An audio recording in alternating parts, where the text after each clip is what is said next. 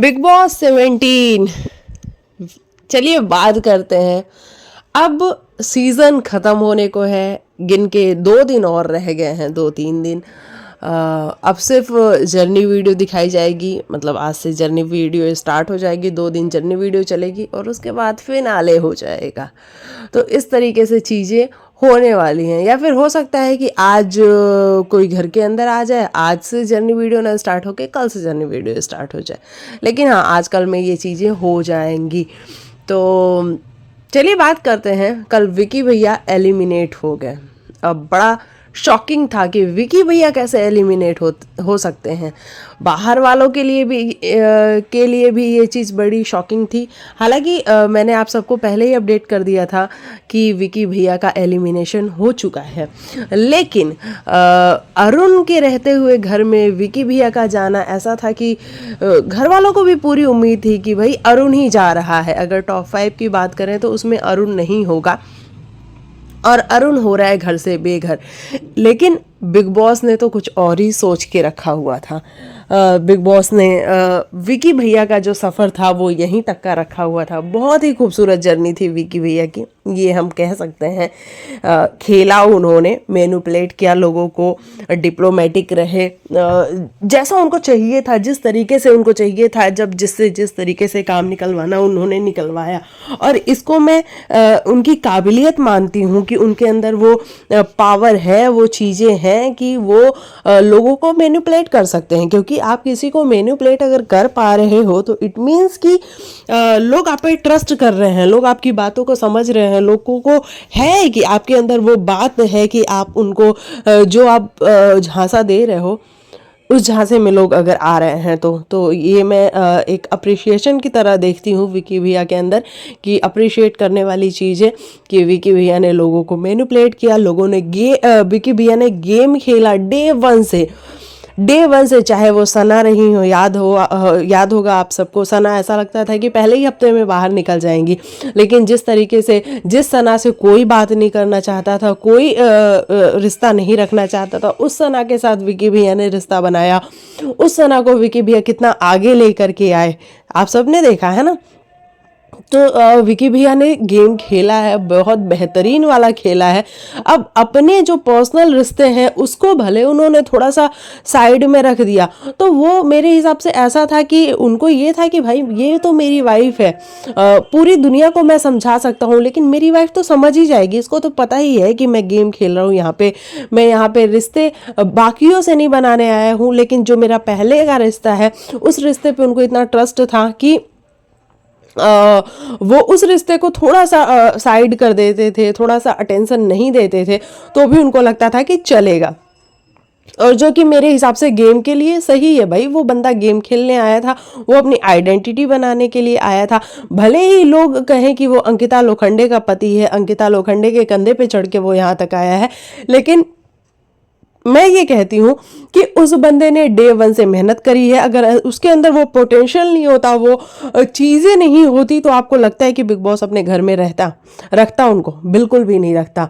और big boss ने अगर विकी भैया का गेम खराब ना किया होता, है ना, क्योंकि बिग बॉस ने गेम खराब किया विकी भैया का, अगर उनका गेम खराब ना किया होता तो अगर विकी गेम जीत भी जाता ये वाला शो, बिग बॉस 17 की ट्रॉफी, तो भी बहुत बड़ी बात नहीं होती, क्योंकि उस बंदे का गेम था, उसका एक तरीका था। ये तो बिग बॉस थे ना जो पीछे पड़े रहते थे, हर चीज़ विकी भैया की डिकोड करते रहते थे। वो अगर विकी भैया कुछ बात कर रहे हैं, किसी से कोई इक्वेशन बनाने की कोशिश कर रहे हैं, तो बिग बॉस वहाँ पे आके और चीज़ों को बिगाड़ते थे। और बिग बॉस ने वो सारी चीज़ें की है। कल बिग बॉस ने कहा विकी भैया, अगर मैंने इस बार सीज़न के स्टार्टिंग में ही बोला था कि मैं इस बार बायस रहने वाला हूँ, तो मैं बायस रहा हूँ। मैं क्या कहते हैं, डंके की चोट पे बायस रहा हूँ। तो हाँ, हम सब ने देखा है कि बिग बॉस डे वन से बायस था। अब हाँ, उम्मीद हम ये करते हैं कि रिजल्ट के टाइम बिग बॉस बायस ना हो जाए, क्योंकि अगर रिजल्ट के टाइम पे बिग बॉस बायस होते हैं तो इट मीन्स कि अंकिता लोखंडे शो जीत रही हैं। अदरवाइज अगर वोटिंग की हम बात करें तो वोटिंग से मुनावर फारूकी इस शो को जीतेंगे। लेकिन बिग बॉस ने डे 1 से कहा है कि मैं इस बार बायस हूँ और मैं डंके की चोट पे बायस हूँ। तो मुझे पता नहीं क्यों बार बार ऐसा फील हो रहा है कि अंकिता लोखंडे इस सीज़न की विनर हो सकती हैं। देखो, अंकिता लोखंडे का भी गेम मैं ये नहीं कहूँगी कि बहुत बुरा था। स्टार्टिंग में अंकिता लोखंडे का गेम अच्छा था। अंकिता लोखंडे ने जिस तरीके से ऐश्वर्या से फाइट की वो सारी चीज़ें बहुत अच्छी थी। अंकिता लोखंडे ने जिस तरीके से मनारा को स्टार्टिंग में जवाब दिया, जब कोई भी मनारा को जवाब नहीं दे पा रहा था, वो सारी चीज़ें बहुत अच्छी थी। तो अंकिता लोखंडे ने भी गेम तो खेला है। अंकिता लोखंडे ने रिश्ते बनाए हैं। जब सना डाउन थी तो सना को जाके बूस्ट किया, पंप किया। खानजादी जब डाउन थी, खानजादी के साथ एक अच्छा सा बॉन्ड शेयर किया अंकिता लोखंडे ने। अनुराग जब डाउन था, अनुराग का जब डाउन मोमेंट था, उस टाइम पे भी अंकिता खड़ी थी उसके साथ। तो हम सब ने देखा अभिषेक का जब डाउन, तो हर किसी के डाउन मोमेंट पे अंकिता जाके उसका एक सहारा बनी है, उसको प्यार किया है, कंसोल किया है, उसको एक रास्ता दिखाया है कि देख भाई तू अगर इस ट्रैक पे जा रहा है तो गलत है।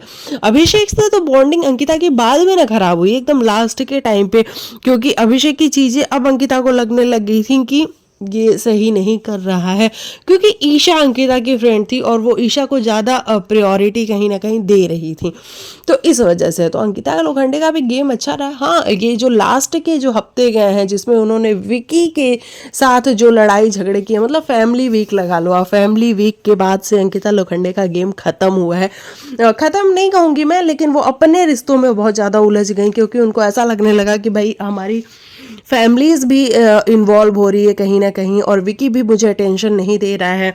और जो गलतियां हुई हैं हस्बैंड वाइफ से, यहाँ पे गलतियां मैं उसको नहीं ही गिनूंगी, क्योंकि ये बिग बॉस का घर है, यहाँ चीज़ें होती हैं।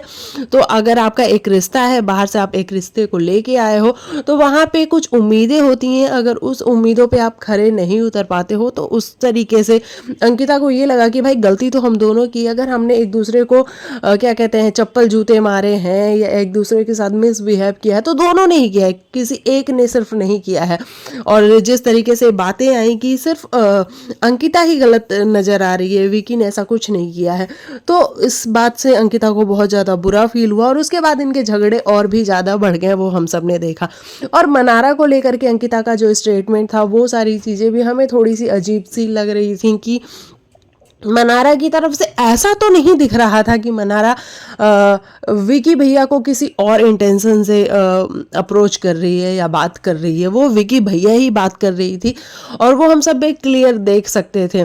और विकी भैया की साइड से भी वो मन्ना वो जो भी था वो एक फ्रेंडशिप वाला ही रिश्ता था, लेकिन अंकिता लोखंडे की इनसिक्योरिटी, अंकिता लोखंडे की पॉजिटिवनेस की वजह से वो चीज़ें थोड़ी बिगड़ी। और कल के एपिसोड में अगर आप सबने देखा होगा कि मनारा जिस तरीके से रो रही थी, तो कहीं ना कहीं हमें भी बुरा फील हो रहा था कि हाँ, कहीं ना कहीं मनारा को ऐसा लग रहा है कि जो बिग बॉस डे 1 से मुझे साथ में लेके आया है, जिस बिग बॉस ने मुझे एक आंच नहीं आने दी मेरे ऊपर, वीकेंड के वार पे भी कभी मेरे ऊपर बात नहीं की गई, मतलब गलत नहीं मुझे दिखाया गया, हर जगह मेरी साइड ली गई। हाँ, एक आध वीकेंड के वार पे सलमान सर ने थोड़ा सा कह दिया कि भाई आपको थोड़ा सा अपने शब्दों का ध्यान रखने की ज़रूरत है जो आप बोल रहे हैं। अदरवाइज मनारा को ऐसी कोई क्लास नहीं लगाई गई और ना मनारा की चीज़ों को डिकोड किया गया, बल्कि हर बार कन्फेशन रूम में बुला के मनारा को सपोर्ट ही दिखाया है बिग बॉस ने। क्योंकि कल बिग बॉस ने कल खुद कहा कि भाई मनारा, मेरा और आपका रिश्ता तो कन्फेशन रूम का रिश्ता है ना, और मैं बायस रहा हूँ। और मनारा के साथ भी वो कल क्लियर किया बिग बॉस ने कि वो कितने बायस रहे हैं। तो वो सारी चीज़ें समझ में आती है। अब अचानक से प्रेस आती है घर के अंदर, और प्रेस के जो तीखे सवाल थे, उसके बाद अंकिता लोखंडे का भी एक रिएक्शन निकल के आता है कि ये मुझे चिढ़ाती है, मुझे ऐसा फील होता है।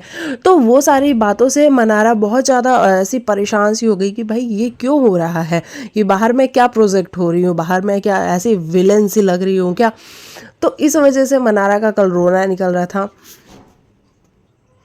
और मैं मानती हूँ कि घर के अंदर लोग भी अब नहीं बचे हैं। मतलब गिन के 5-6 लोग हैं, तो उस 5-6 लोगों में अब इक्वेशन नहीं बन रही है मुनावर के साथ। वैसे ही मनारा का अप्स एंड डाउन वाला रिलेशन है, अभिषेक के साथ है लेकिन वैसा वाला नहीं है। मतलब मनारा जिससे अटेंशन चाहती है बेसिकली वो है मुनावर, और मुनावर अब उतना तो भाव नहीं दे रहा होता है जितना कि वो पहले के डेज में 8-9 हफ्तों तक दे रहा था, क्योंकि तब बिग बॉस ने कहा था कि भैया मुनावर अपने साथ लेके चलो, मनारा को छोड़ना मत। तो मुनावर लेके चल रहा था, अब मुनावर ने वो बंद कर दिया है, तो मनारा को कहीं ना कहीं बुरा फील हो रहा है। और कल अंकिता लोखंडे की वजह से उसको रोना भी आ रहा था, जो कि मुझे थोड़ा सा ठीक लगा कि चलो भाई ठीक है, वो अकेली पड़ गई है तो इसलिए उसको रोना आ रहा है। और अंकिता लोखंडे की भी मैं ये गलती नहीं कहूँगी, लेकिन हाँ, अंकिता लोखंडे को अपनी इनसिक्योरिटी पे काम जरूर करना चाहिए, क्योंकि अगर ये पैटर्न आपका है तो आप बाहर भी अगर ये सारी चीज़ें करेंगी तो आपके खुद के रिश्ते पे इसका असर पड़ेगा।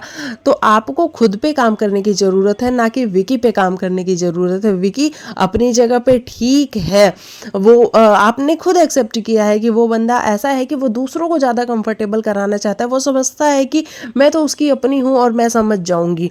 तो हाँ, ठीक है अंकिता, आपको अपनी इनसिक्योरिटी पे थोड़ा सा काम करने की बस ज़रूरत है, otherwise you are perfectly fine.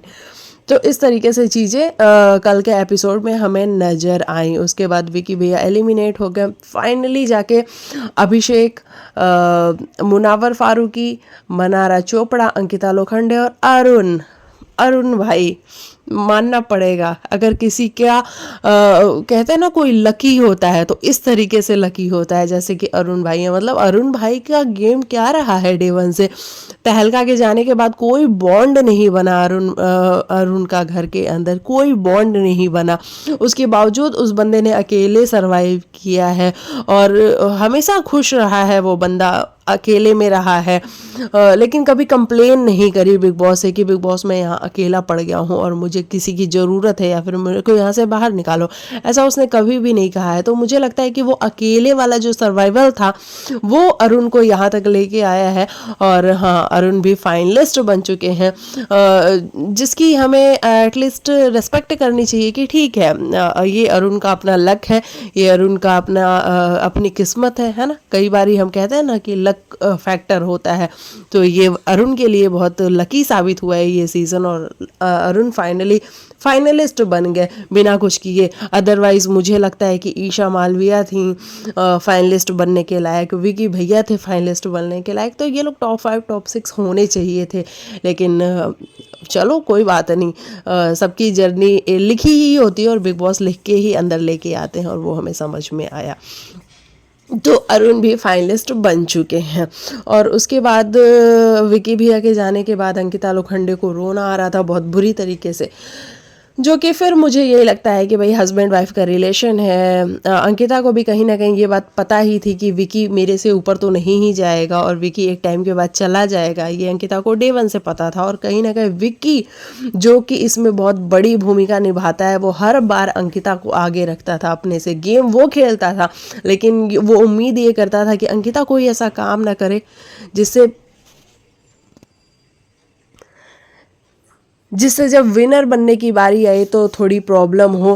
तो हमेशा विकी ने इस बात को कंसीडर किया और अंकिता को अपने से आगे रखा है, और वो हमें दिखता था कि वो जानता था बंदा कि मैं तो इस शो में विनर बन नहीं सकता, लेकिन मैं जो करने आया था अगर मैंने वो कर लिया तो फिर मैं अपने सक्सेस को अचीव कर लूँगा। और उसका जो टारगेट था कि नेम फेम, वो उसको मिल चुका है, उसकी इंडिविजुअल गेम भी लोगों ने देख ली है। तो विकी को कोई रिग्रेट नहीं है और उसको पता था कि वो जाने वाला है, अंकिता को भी ये बात पता थी कि वो जाने वाला है, लेकिन फिर वही है ना कि हस्बैंड वाइफ है, अलग हो रहे हैं, भले 1-2 दिन के लिए अलग हो रहे हैं। तो अंकिता का वहाँ पे रोना निकल रहा था और मैं उसको टोटली फाइन समझती हूँ कि चलो ठीक है भाई, वो हो जाता है। तो अब 1-2 दिन की बात है, सब अपने अपने घर चले जाएंगे। विनर की रेस में मुनावर फारूकी हैं, अभिषेक हैं और थर्ड नंबर पे अंकिता लोखंडे मुझे नज़र आती हैं। लेकिन बिग बॉस ने क्लियरली कहा है कि भाई इस बार मैं बायस रहने वाला हूँ। तो अगर बिग बॉस अपनी बायसनेस दिखाते हैं तो मुझे ऐसा लगता है कि बायसनेस के बेसिस पे वो अंकिता को विनर बना सकते हैं। अदरवाइज वोटों पे हम जाएँ तो मुनव्वर फारूकी क्लियर विनर बनते हुए नज़र आ रहे हैं। अभिषेक की बात करें तो अभिषेक की जर्नी बड़ी शानदार रही है और मज़ा आया अभिषेक की गेम को देख करके। डे वन से वो बंदा जिस तरीके से लड़ता झगड़ता चीखता चिल्लाता हुआ आया है, मैं ऐसा ही हूँ, मैं ऐसा ही हूँ करता हुआ आया है, वो सारी चीज़ें बहुत सोचने समझने लायक थी और मज़ेदार थी। तो इस गेम में अगर देखा जाए तो अभिषेक बहुत बड़ा एक पार्ट उसने बना के अपना रखा हुआ है। मुनव्वर फारूकी स्टार्टिंग के डेज़ में वो कहीं भी नहीं थे।